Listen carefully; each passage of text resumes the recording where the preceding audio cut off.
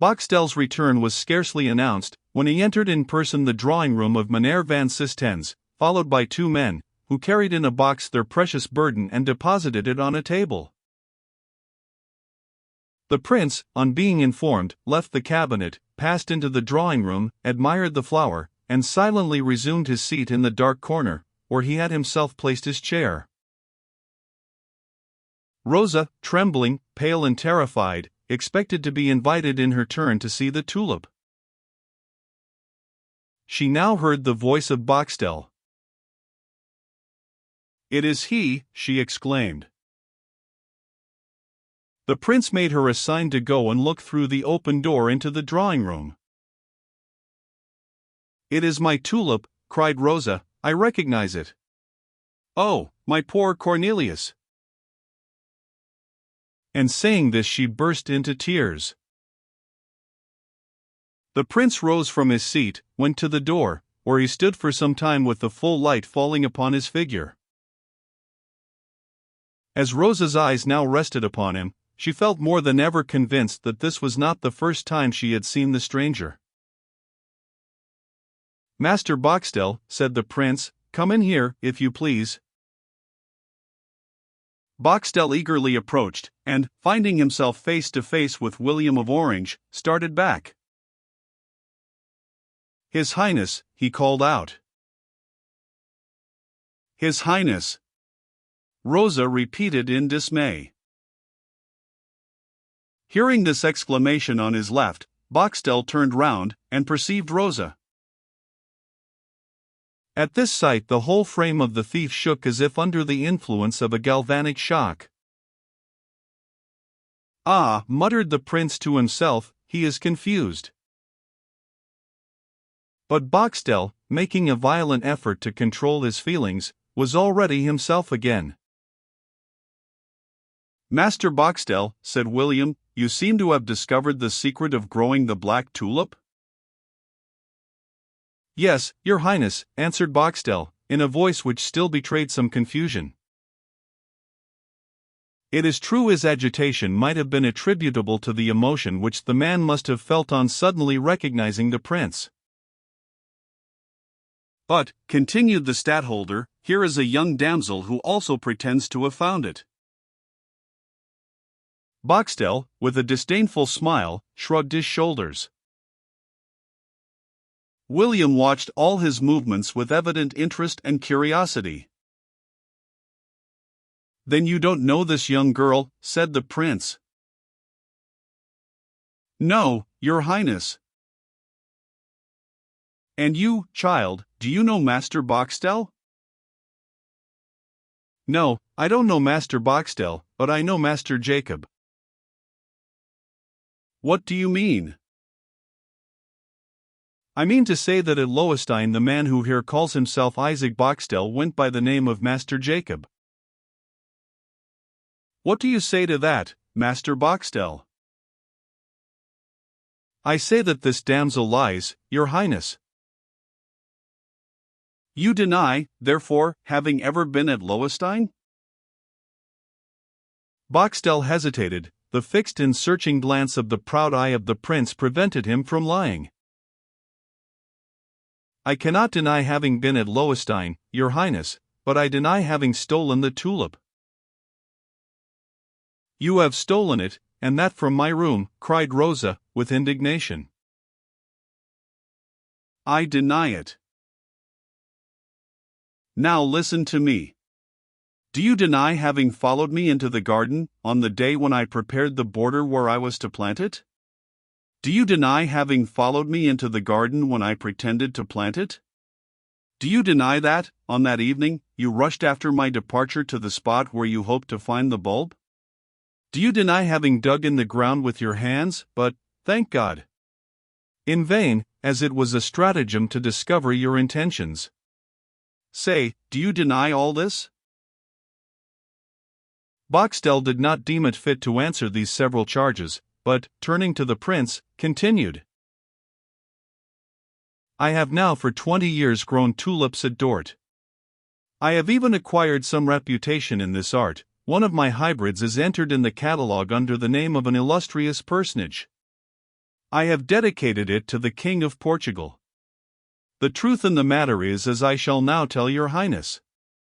This damsel knew that I had produced the Black Tulip, and, in concert with a lover of hers in the fortress of Lowenstein, she formed the plan of ruining me by appropriating to herself the prize of 100,000 guilders, which, with the help of your highness's justice, I hope to gain. "Yeah," cried Rosa, beyond herself with anger. "Silence," said the prince. Then, turning to Boxtel, he said, "And who is that prisoner to whom you allude as the lover of this young woman?" Rosa nearly swooned, for Cornelius was designated as a dangerous prisoner, and recommended by the prince to the especial surveillance of the jailer. Nothing could have been more agreeable to Boxtel than this question. "This prisoner," he said, "is a man whose name in itself will prove to your highness what trust you may place in his probity. He is a prisoner of state, who was once condemned to death." "And his name?" Rosa hid her face in her hands with a movement of despair.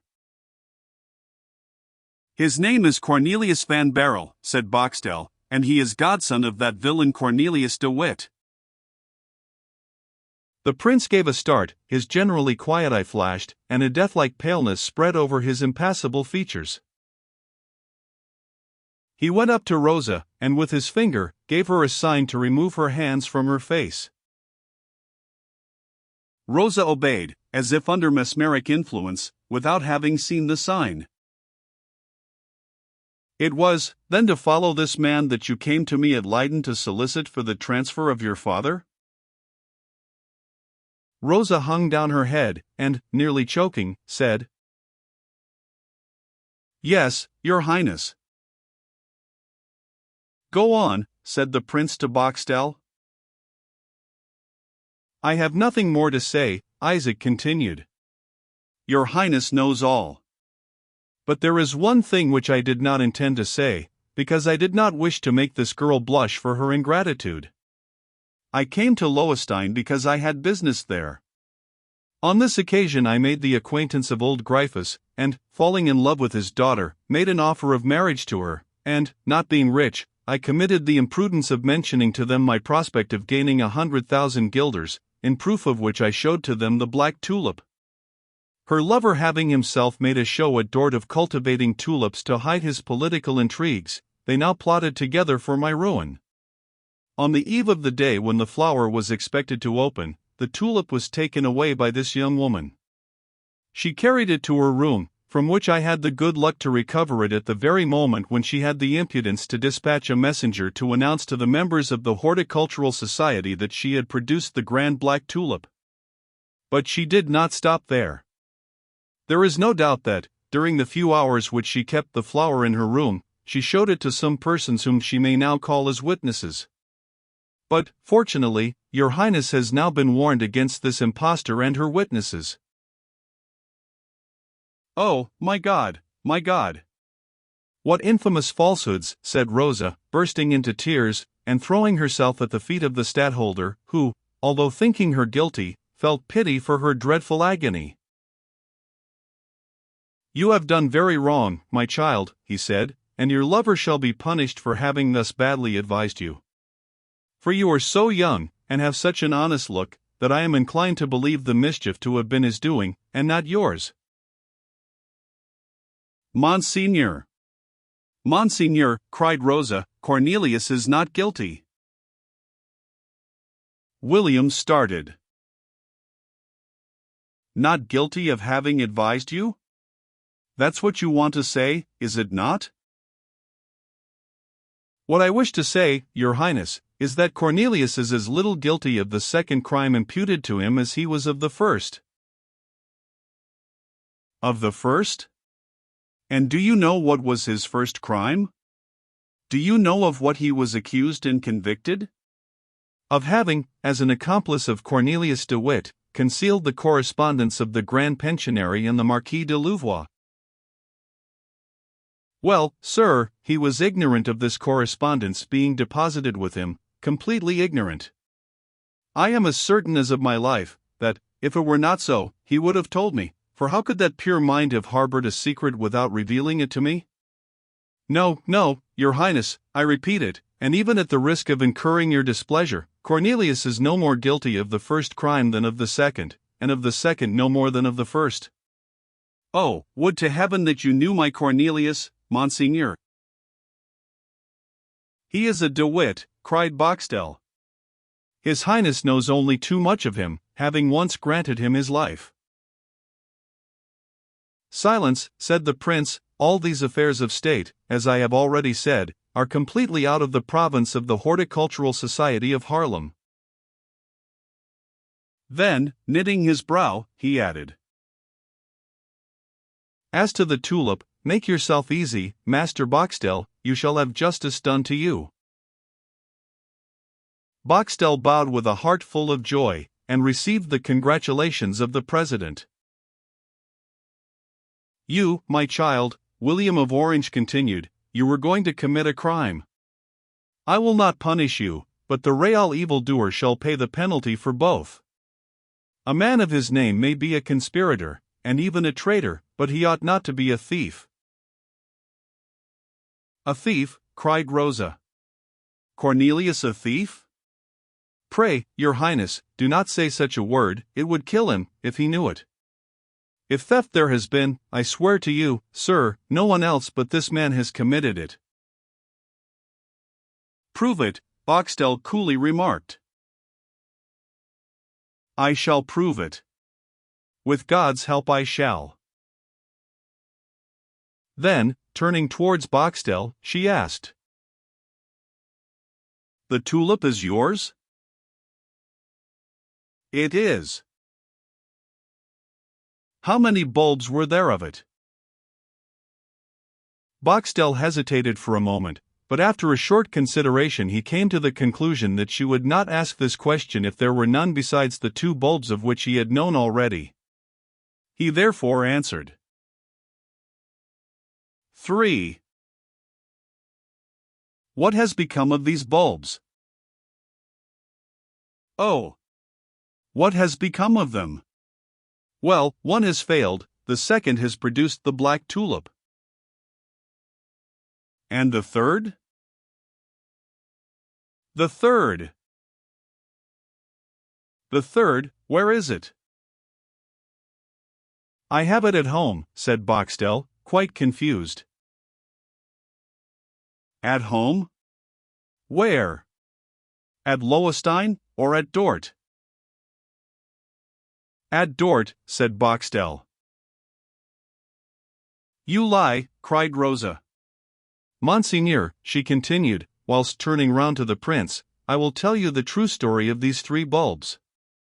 The first was crushed by my father in the prisoner's cell, and this man is quite aware of it, for he himself wanted to get hold of it, and, being balked in his hope, he very nearly fell out with my father, who had been the cause of his disappointment.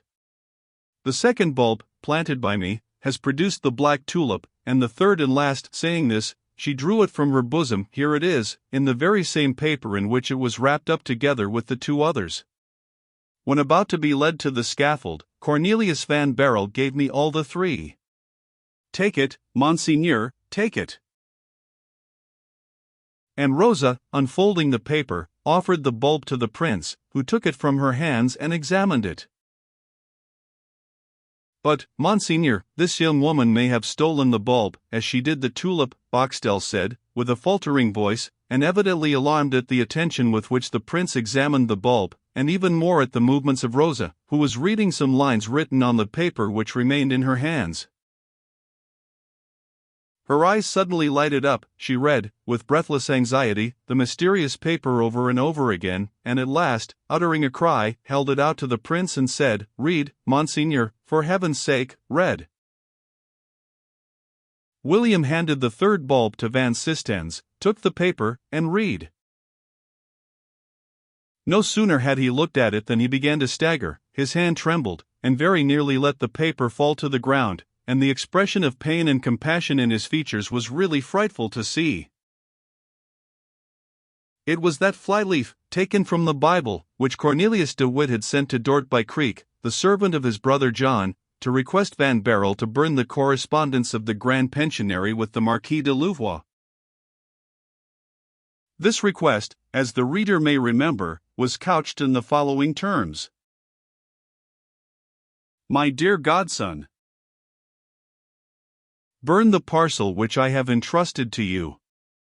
Burn it without looking at it, and without opening it, so that its contents may forever remain unknown to yourself. Secrets of this description are death to those with whom they are deposited. Burn it, and you will have saved John and Cornelius de Witt. Farewell, and love me. Cornelius de Witt. August 20th, 1672. This slip of paper offered the proofs both of Van Barrel's innocence and of his claim to the property of the tulip. Rosa and the stadtholder exchanged one look only.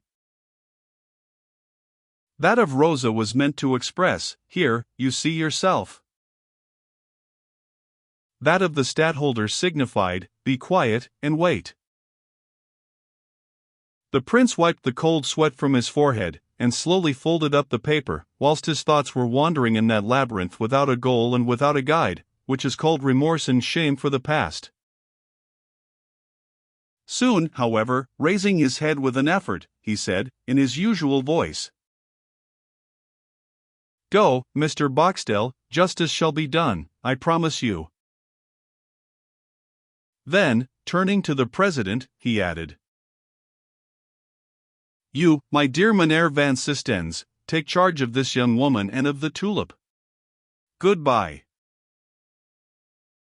All bowed, and the prince left, among the deafening cheers of the crowd outside. Boxtel returned to his inn, rather puzzled and uneasy, tormented by misgivings about that paper which William had received from the hand of Rosa, and which his Highness had read, folded up, and so carefully put in his pocket. What was the meaning of all this? Rosa went up to the tulip, tenderly kissed its leaves and, with a heart full of happiness and confidence in the ways of God, broke out in the words, "Thou knowest best for what end thou madest my good Cornelius teach me to read.